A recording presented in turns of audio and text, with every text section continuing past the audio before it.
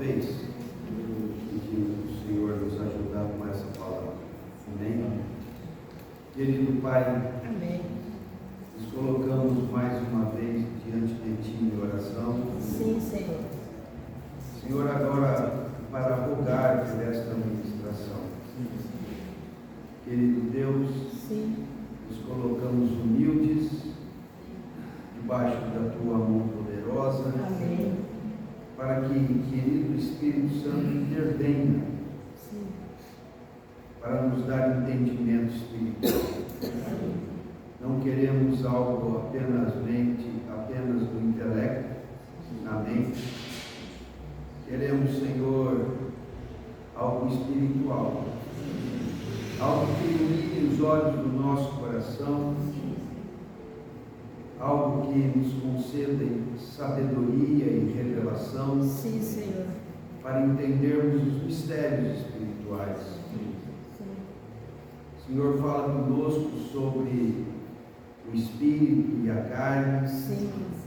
Permita-nos entender, Senhor, esse embate tão violento em nós, Sim. do espírito e da carne. Dá-nos compreensão, nós te pedimos, ó Pai, em nome de Jesus. Amém. Aleluia. Mas vamos abrir em Gálatas, capítulo 5.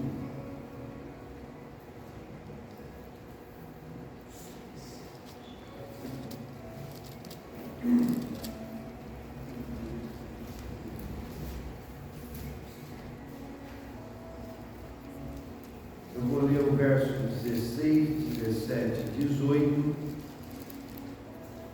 e depois o 24 e o 25. Então eu começo lendo, os irmãos completam.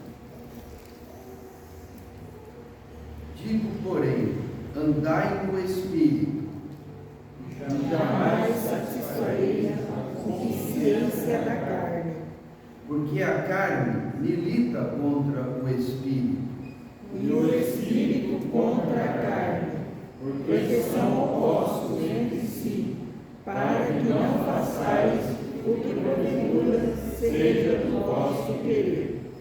mas se sois guiados pelo Espírito. Não estáis sobre a lei.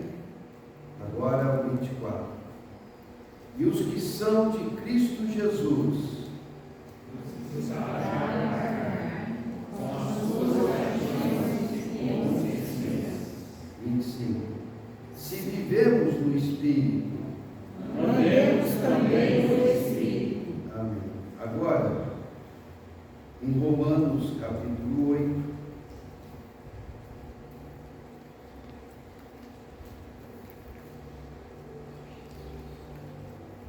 Romanos capítulo 8.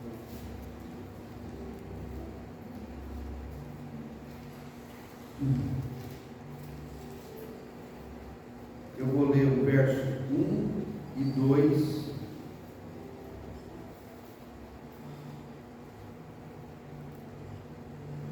O verso 5, 6, 7 e 8.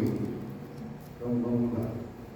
Agora, pois, já nenhuma condenação há, Para os que estão em Cristo Jesus, porque a lei do Espírito da vida Em Cristo Jesus, que livrou a lei o pecado da morte. Agora, o verso 5. Porque os que se inclinam para a carne cogitam das coisas da carne, Mas os que se inclinam para o Espírito, das coisas do Espírito. porque o pendor da carne dá para a morte, Mas o do Espírito para a vida e paz. por isso o pendor da carne é inimizade contra Deus, Pois não está sujeito à lei de Deus, nem mesmo pode estar. portanto os que estão na carne. Não pode agradar a Deus. Amém.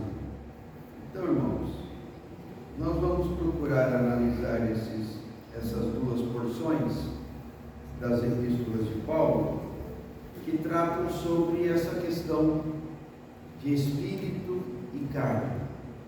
Não é? Há outras passagens, mas essas duas são as melhores para entendermos essa questão. Começando lá por Gálatas capítulo 5. No verso 16, Paulo faz uma afirmação bastante importante. Andai no Espírito, e jamais satisfareis a concupiscência da carne. Então, da vez passada, eu falei um pouco sobre o que é a carne. Não é fácil discernir o que é a carne. E vamos falar um pouco mais do que já temos falado longamente nos últimos anos, o que é o Espírito. Então nós temos duas fontes para a vida, ou melhor, duas fontes para o viver humano. Isso está marcado desde o Éden. Há duas fontes. Em qual eu quero beber? Essa questão é uma das questões mais sérias. Se eu quero entender as coisas do viver humano, e se eu quero, em especial, entender as coisas relacionadas à vida em Cristo. Por que a vida humana é como é? Por que a vida humana é complicada? É sofrida? É triste? Por que ela vive alternando bons e maus momentos? E às vezes, maus momentos de uma maneira muito persistente e severa. Por que as coisas são assim? Por que é que eu tenho que me arrepender de coisas que eu acabo fazendo? Ou melhor, por que eu acabo fazendo coisas que eu sei que vai dar errado? Por que eu acabo fazendo coisas que eu sei que não devo fazer? Esse é um dilema humano. É uma situação que aflige a todo ser humano. Então, quando falamos em carne e espírito, nós estamos falando no conteúdo da vida humana. Nós somos um dispositivo para a vida, para o viver, para o existir. Agora, com o que é que eu quero me encher? Com o que é que eu quero me orientar? Então, essa é a grande questão do existir. E Deus preparou esse tempo da nossa existência. Esse tempo da nossa existência, eu estou dizendo, do nosso nascimento até a nossa morte, porque nós continuaremos existindo eternamente. Mas esse momento do nascimento à morte, que é o momento que nós estamos agora, tem uns bebezinhos aí que chegaram agora, e tem outros mais velhos que já chegaram há mais tempo. Esse momento, por que é que nós estamos existindo aqui e agora? É para definirmos qual será o nosso conteúdo de ser. Então, fazendo uma comparação com algo da modernidade. O conceito de software e hardware. Dizem por aí que hardware é o equipamento e que software é a programação. Todo equipamento depende ainda de ser programado. A programação é a que eu vou pôr dentro dele. E ele vai funcionar em função daquilo que for programado. Então, o dispositivo o equipamento tem certas habilidades. E ele vai funcionar não sozinho, vai funcionar a partir da programação que eu determinar para o funcionamento dele. Então, isso de certa forma imita a existência humana. Deus nos fez a sua imagem e semelhança, com um propósito bem definido.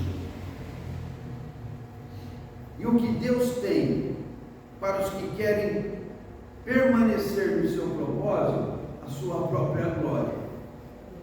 Hoje nós não vamos falar disso. Mas o que Deus tem preparado para aqueles que fizerem a opção por andar naquilo para que fomos criados? A glória de Deus. No primeiro hino que nós cantamos, falava sobre a presença do Espírito, o operar do Espírito, e na segunda parte dizia algo assim: eu não quero apenas o átrio ou o santo lugar, eu quero o lugar do trono. E aí estava falando da figura do tabernáculo ou do templo. Tinha o átrio, tinha o santo lugar e tinha um lugar mais especial, que é onde se dava a manifestação de Deus, que era chamado de Santo dos Santos, que no hino foi chamado de na sala do trono. Então, isso tem a ver com sermos participantes da glória de Deus. E hoje mesmo, nós podemos ser participantes da glória de Deus. Mas, por mais que nós tenhamos a glória de Deus nesse momento terreno da nossa existência, isso é uma insignificância perto da totalidade da glória que está preparada para aqueles que quiserem viver para o propósito para o qual foram criados. Então, fomos criados à imagem e semelhança de Deus para um propósito bem definido e que é maravilhoso, que é esplêndido, que é glorioso e que vai muito além de tudo que nós podemos imaginar de bom. Agora,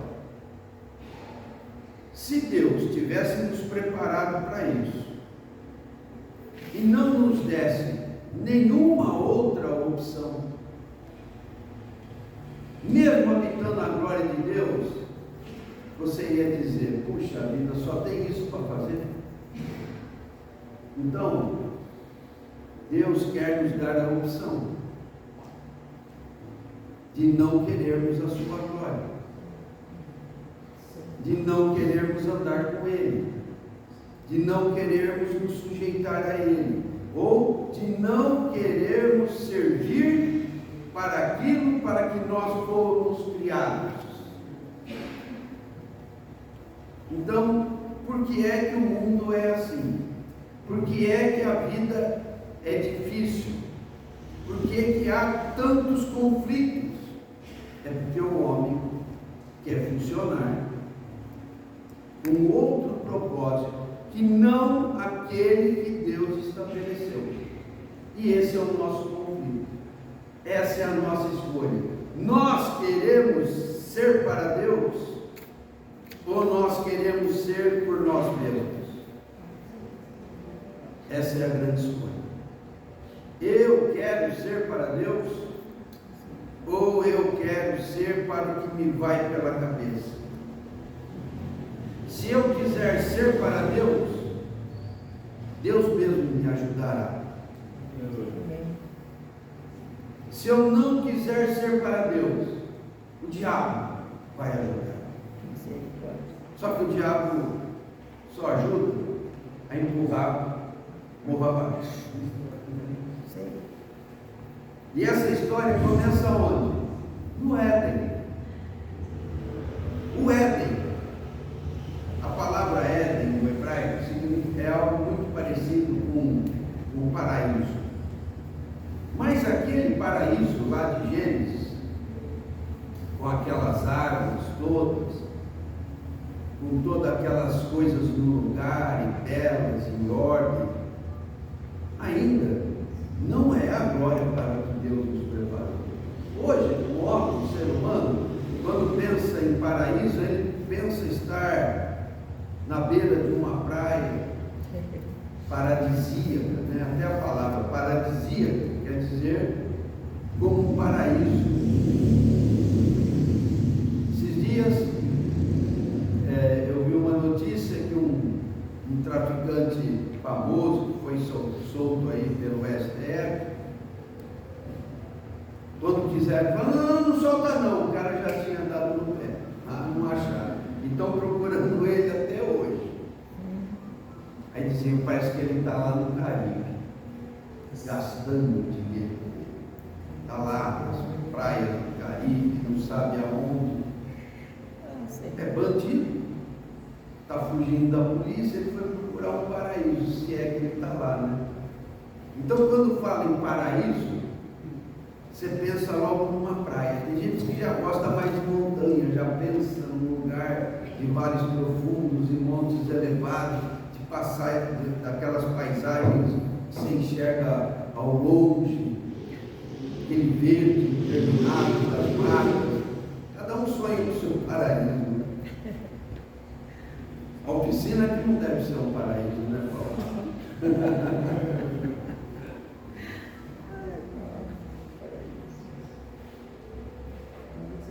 Mas aquele paraíso do Éden ainda é nada comparado à glória de Deus.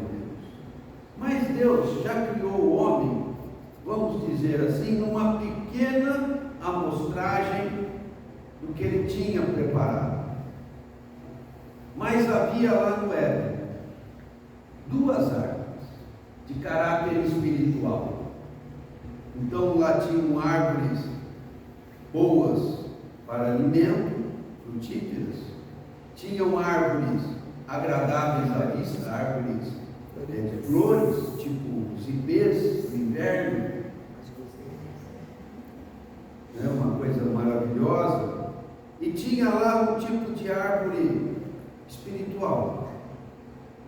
É duro definir um e outro, mas ela tem um caráter espiritual e tem a ver com essa escolha. Tinha a árvore da vida e tinha a árvore do conhecimento do bem e do mal. A árvore da vida produz vida eterna. Então, se alimentasse dela, o homem obteria vida eterna. Está lá no final de Gênesis 3, só que foi proibido depois da queda. E a árvore do conhecimento produziria ao ser humano uma forma de independência de Deus. É como que liberar algo que não tem a ver com o propósito de Deus. Tá? Eu não quero isso para você. É como se Deus dissesse, eu não quero isso para você, não coma. Porque se comer, é certo que você vai morrer. Está aí, é uma opção. Não coma. Eu não quero isso para você, mas eu não vou te impedir de você querer o que eu não quero para você. Não vou te impedir. Então o Senhor deu uma proibição, mas não colocou impedimento. Então, a coisa toda começa lá e vai transcorrendo ao longo da vida. E nós podemos sentir essa disputa da árvore da vida com a árvore do conhecimento. Há um detalhe que eu esqueci.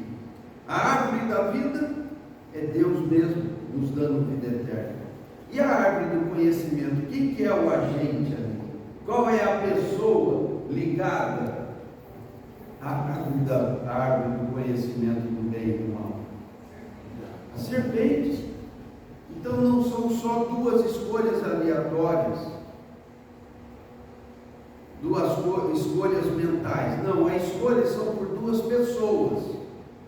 Ou eu escolho Deus e eu vou ter vida eterna, e participarei da glória do Senhor. Ou eu escolho o conhecimento do bem e do mal.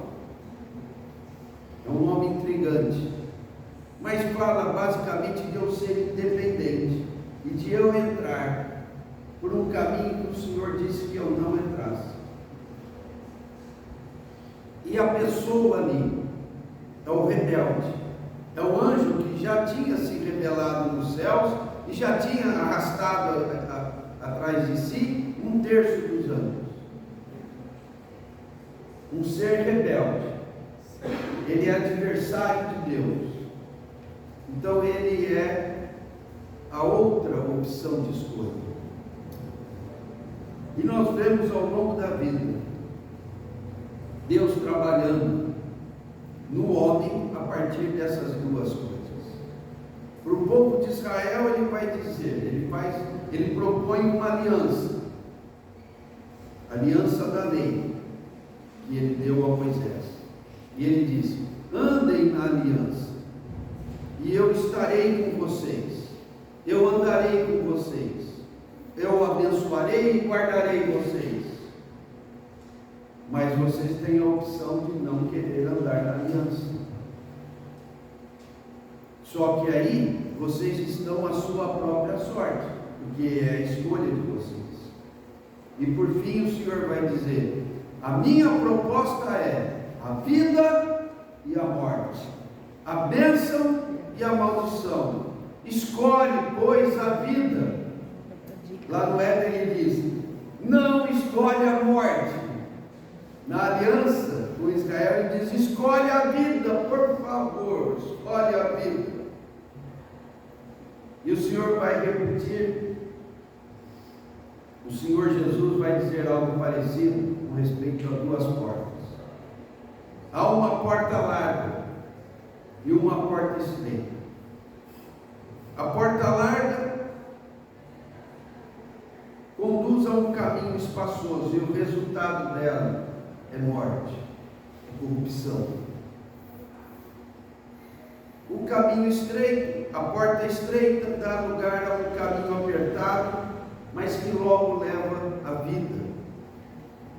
E Jesus, quando começa a explicar de novo essas duas possibilidades, que é a mesma coisa, é outra maneira de falar de árvore da vida e árvore do conhecimento, ele já começa assim: entrai pela porta estreita. Ele já começa assim. Antes de eu começar a falar de porta aqui, eu quero dizer uma coisa, ó: entrai pela porta estreita. Mas do que é que o Senhor está falando? Não, eu estou dizendo que tem uma porta larga e uma porta estreita, mas eu já quero começar dizendo: entrai pela porta estreita. São muitos que entram pela porta larga e se dão mal. Entrai pela porta estreita, são poucos os que acertam com ela. É o caminho da vida. Então, nós sempre vamos estar diante dessa situação de escolha. Eu estou falando tudo isso para poder explicar o que é carne. O ser humano no Éden escolheu mal. Então, o elemento da serpente, o elemento de Satanás, e o elemento de Satanás, basicamente é a rebelião. A rebelião contra Deus. E a motivação dessa rebelião, a Bíblia ensina que é uma soberba, um orgulho. Um orgulho. O orgulho leva a uma situação de rebelião contra o Criador. Então, o homem pecou, Adão e Eva pecaram, perderam o Éden e receberam as consequências da morte. O Senhor Deus, ele tem uma característica que para mim é a coisa mais espetacular que tem num Deus espetacular. E o que é mais espetacular num Deus espetacular é que ele é perdoador. A gente não entende ainda claramente a questão do perdão divino. Ele não era obrigado a perdoar. Ele expôs muito bem o contrário. E disse muito bem as consequências. E nós sempre estamos tropeçando nas propostas divinas. Então o que nos resta é a perdição mesmo. Mas nós temos um Deus perdoador. E o que significa Deus ser perdoador? Significa que Deus sempre está dizendo: se você se arrepender, a gente começa de novo. Se você se arrepender, a gente começa de novo.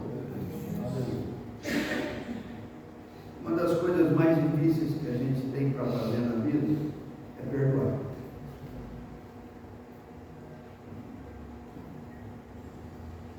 Deus é, por sua própria natureza, revelado como um Deus perdoador.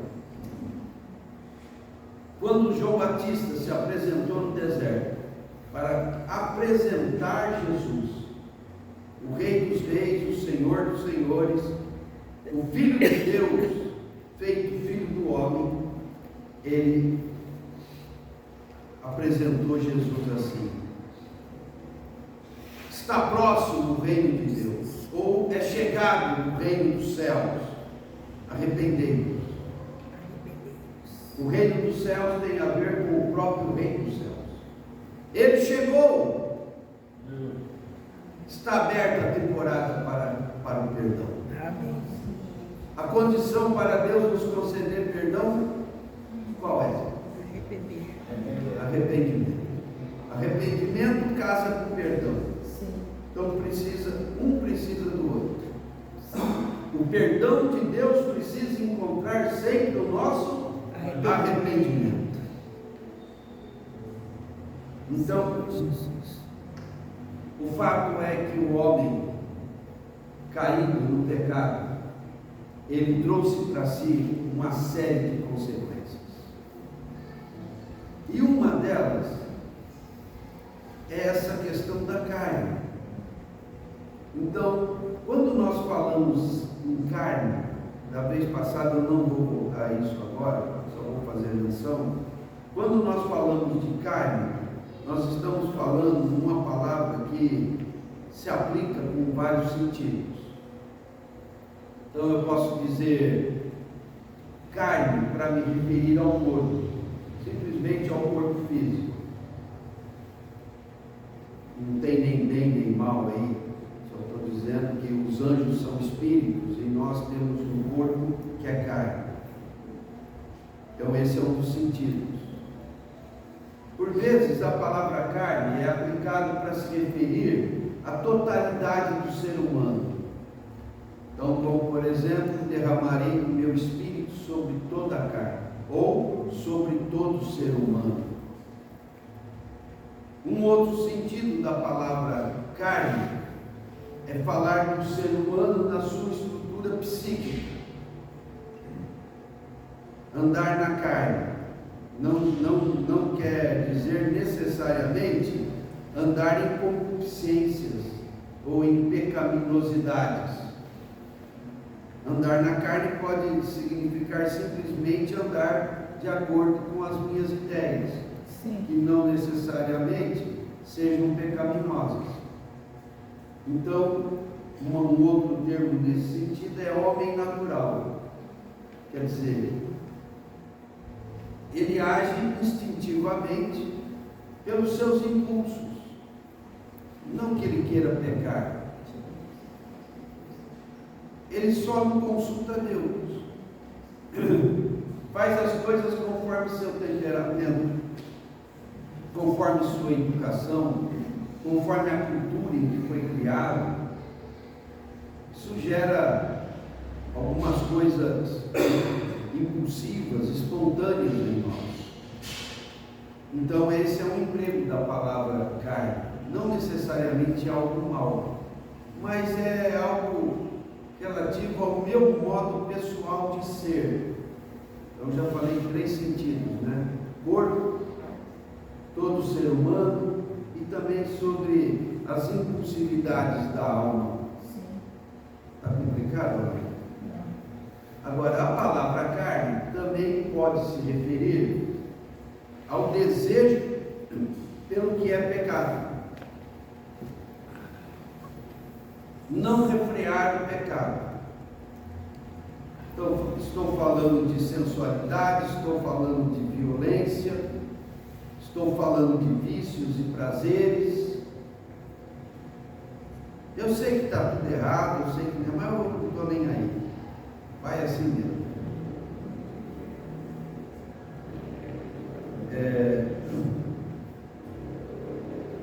E essa carne concupiscente, ela se apresenta em todas as camadas sociais. E não depende se a pessoa é bem educada ou mal educada. Ela pode ter nascido na favela, ser da periferia, e ouvir funk o dia inteiro, e gostar do PCC, e ser traficante, né? Pode ser esse nível de gente.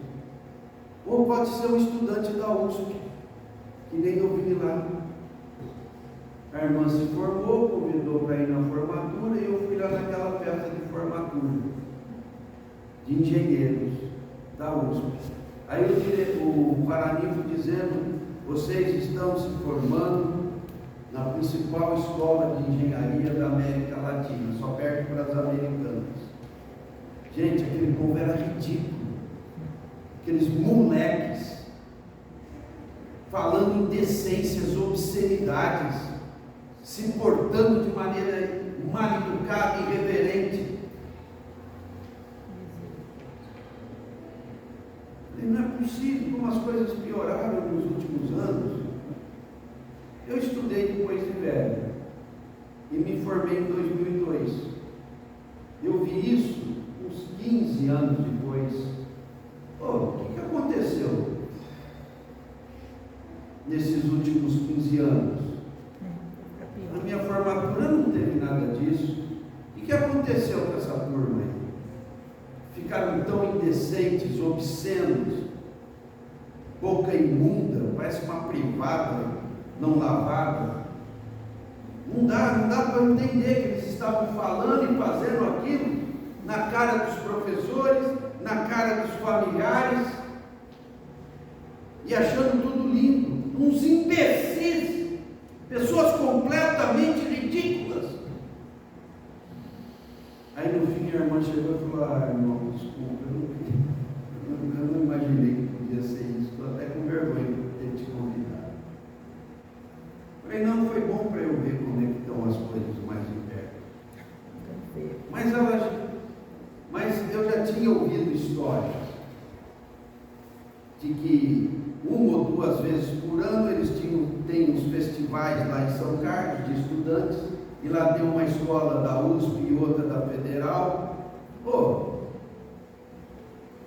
Eles fazem umas passeatas que eles vão meter num caneco, num caldeirão que eles têm lá com cerveja, e lá eles urinam, e lá eles cospem, e vão andando para a rua com isso.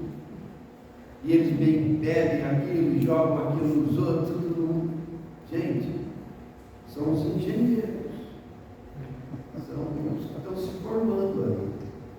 Você viu coisa desse tipo aqui, né? Não, eu sei. Pergunta se você viu.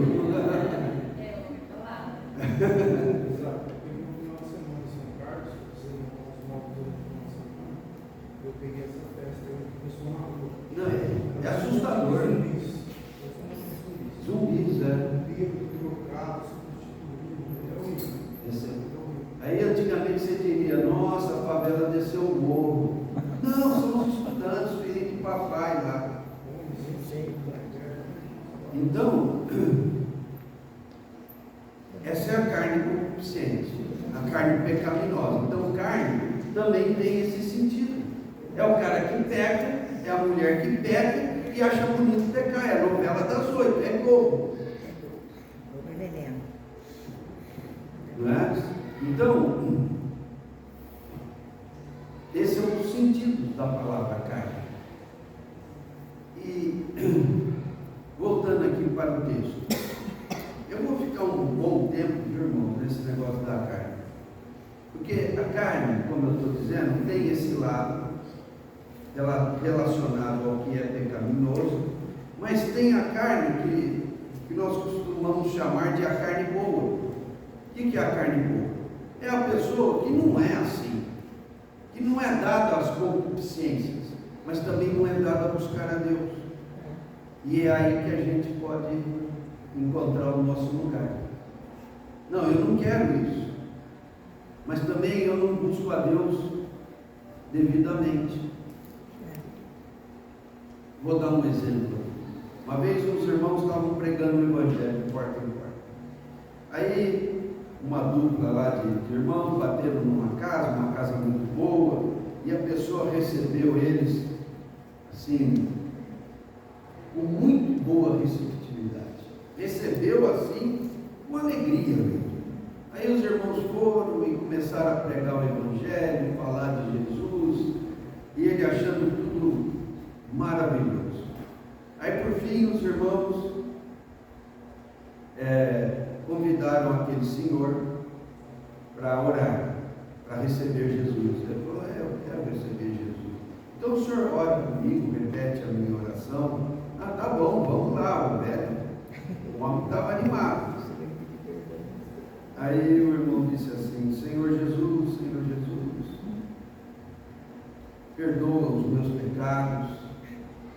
Ele perdoa o quê? Os meus pecados.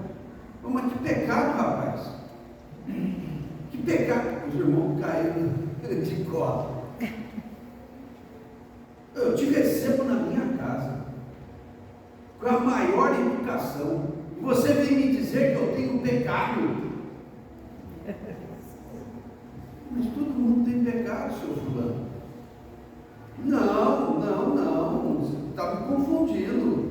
O que é isso? Vou confessar pecado? Eu não tenho pecado, sou um cara honesto.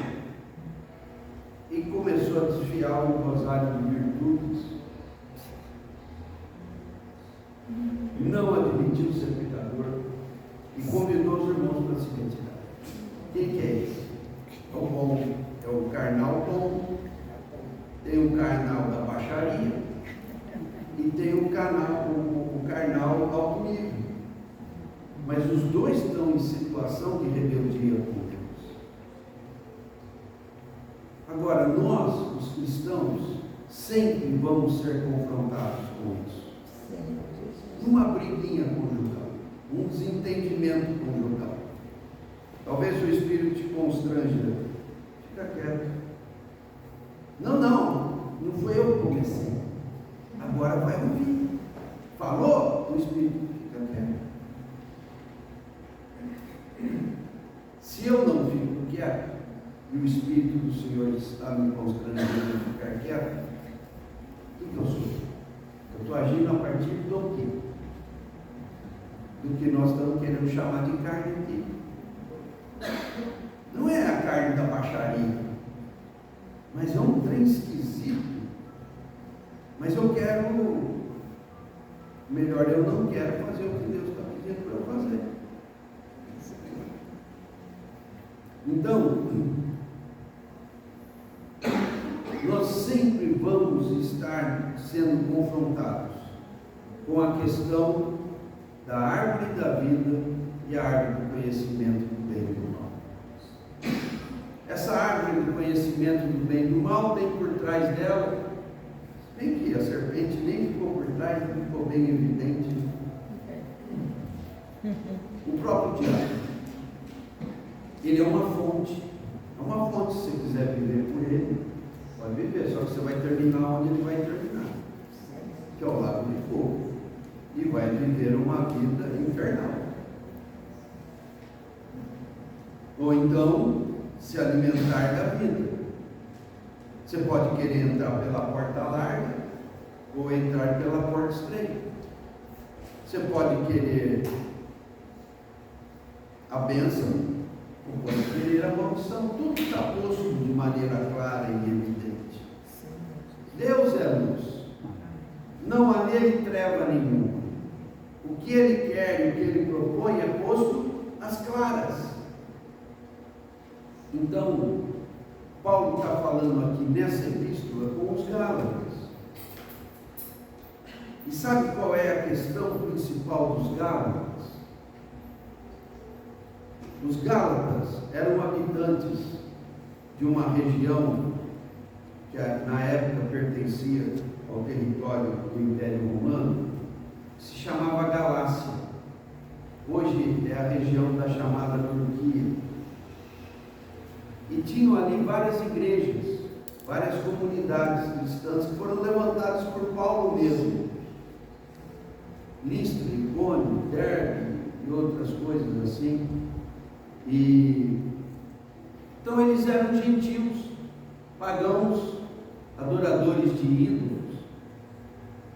E Paulo entrou junto com seus companheiros lá e evangelizou e levou muitos a Cristo. E eles receberam a Jesus. Mas como que era a rotina de Paulo? Ele ia a um certo lugar, evangelizava, estabelecia assembleias, às vezes muito pequenas, de meia dúzia de pessoas, e prosseguia para outros lugares. Ele tinha plano de voltar àqueles lugares para ver como que ia, o que se começou ali. Por vezes ele escrevia cartas, mas de uma forma geral ele tinha plano de retornar e levar a coisa adiante e ver como é que frutificou ou não aquela assembleia levantada. E os Gálatas aqui, então, eram pessoas dessas igrejas na região da Galácia. E o que aconteceu ali?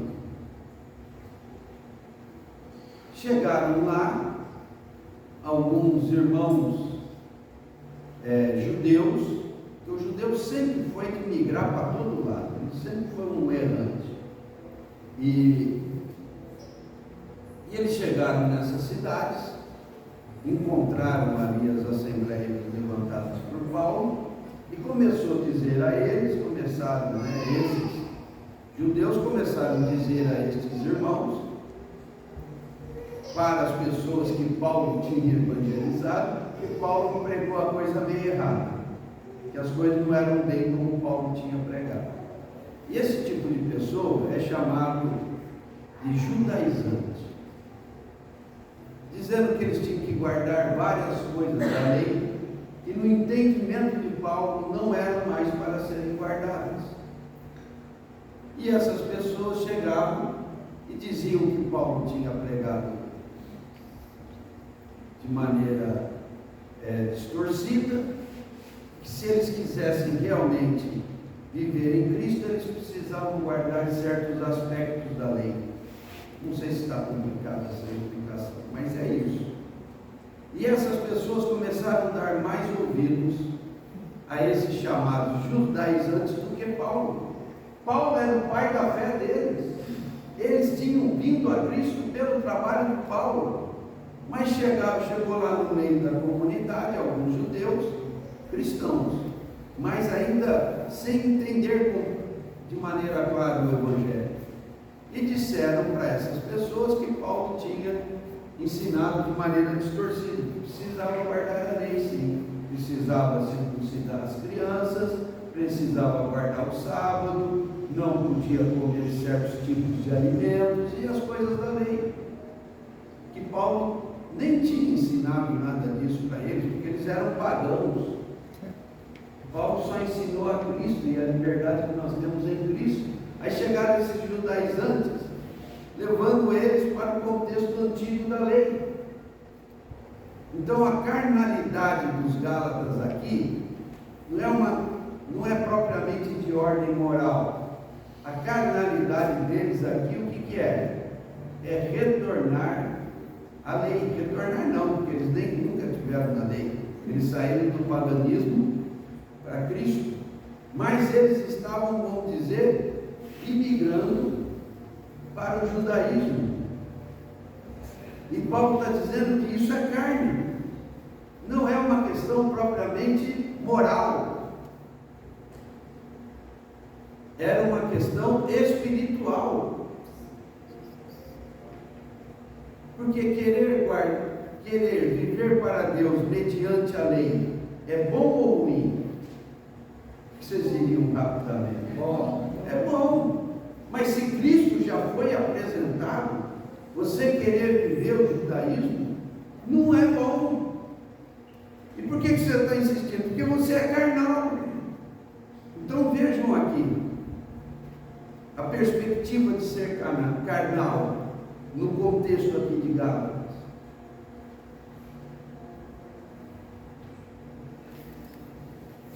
Então não é nenhuma questão da concupiscência da carne em si, é uma questão estritamente religiosa, ou melhor dizendo, espiritual. Então Paulo vai dizer nesse contexto de Gálatas, mas se aplica ao contexto também das questões ligadas às imoralidades, às indecências,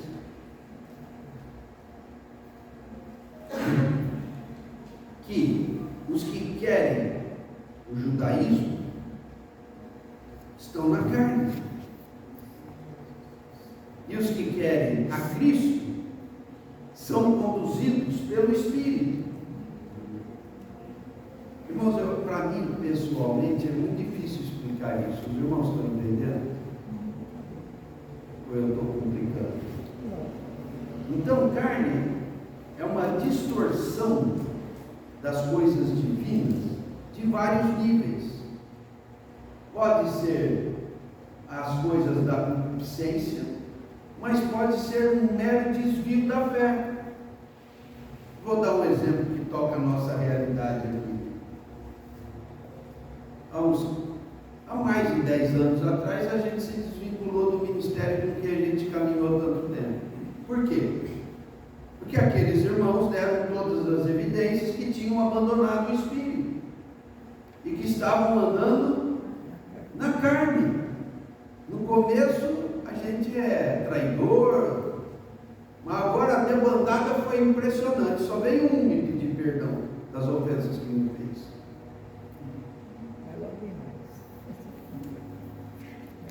Mas falaram mal de mim quando eu deixei, eu digo aí por fora.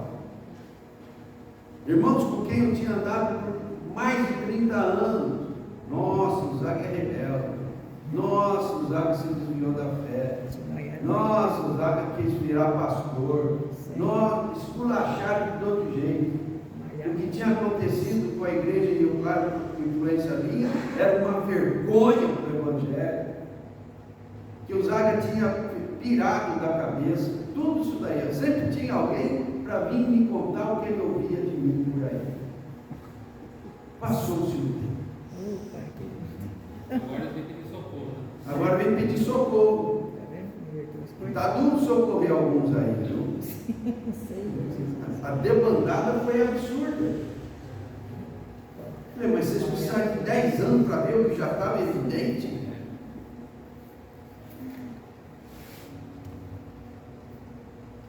O que aconteceu ali? Claramente, por um tempo, tinha humildade e tinha a presença do Senhor. Havia um andar, conforme a condução do Senhor, que é o que é chamado aqui de andar no Espírito. Mas depois você vê que virou um festival de vaidades, de interesses pessoais. Tudo que a gente criticava nos outros, a gente estava fazendo com aperfeiçoamento. Melhor que os outros, as coisas erradas que criticávamos.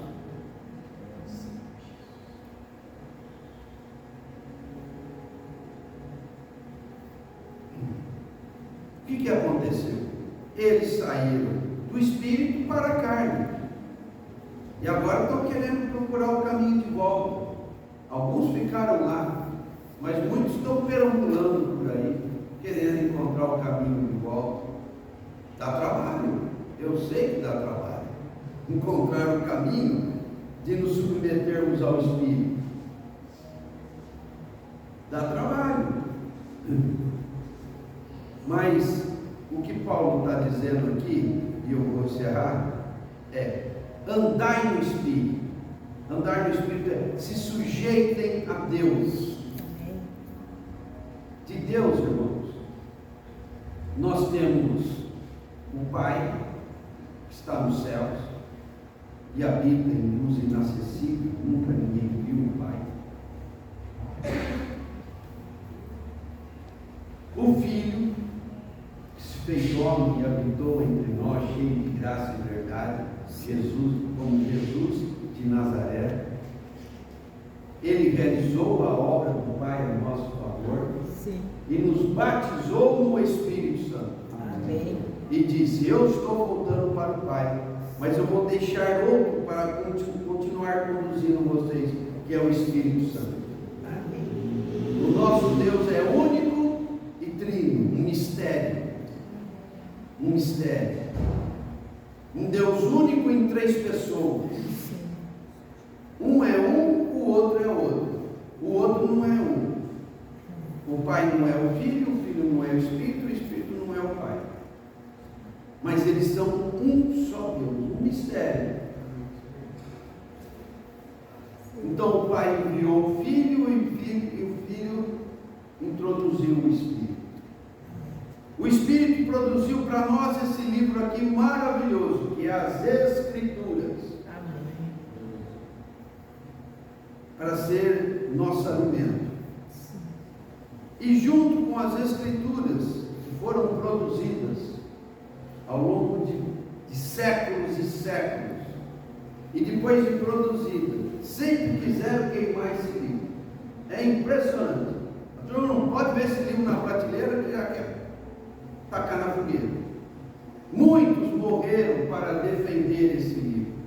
Muitos morreram para traduzir esse livro em línguas populares.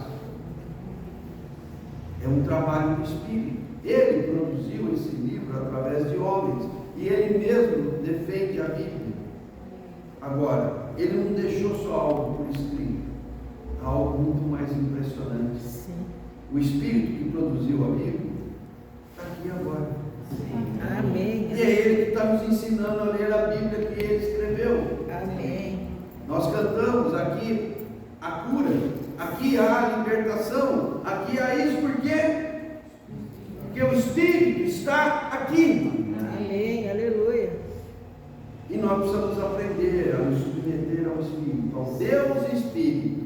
É Ele que faz a nossa conexão com Deus o Pai e Deus o Filho, que retornou à glória e está em pé no trono ao lado de Deus o Pai. Ele é o rio que flui do trono de Deus e do Cordeiro e está aqui agora. Amém. Hoje precisa de fé. Sim.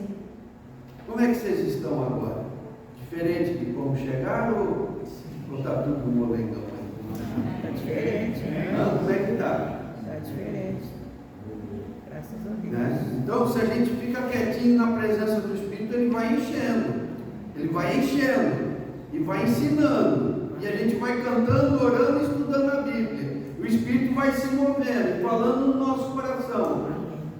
E se nós permanecermos nesse mover dele, nós iremos obter transformação. Amém. Aleluia. Andai no Espírito, se submeta ao Espírito. E você não vai atender à concupiscência da carne. Você anula a carne. Ela grita. Ela quer voltar à cena e ao comando e ao domínio. Mas pelo poder do Espírito eu digo, não. Eu escolho pela verdade.